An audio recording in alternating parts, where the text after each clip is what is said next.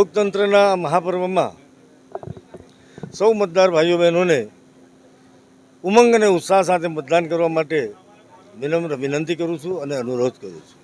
વિશેષ કરીને first time voters જે છે કે જે પોતાની જવાબદારી અને ઉજ્જવળ ભવિષ્યના નિર્માણ માટે, ભવ્ય ભારતના નિર્માણ માટે મતદાન કરવા માટે એમનામાં વિશેષ ઉત્સાહ જણાઈ રહ્યો છે.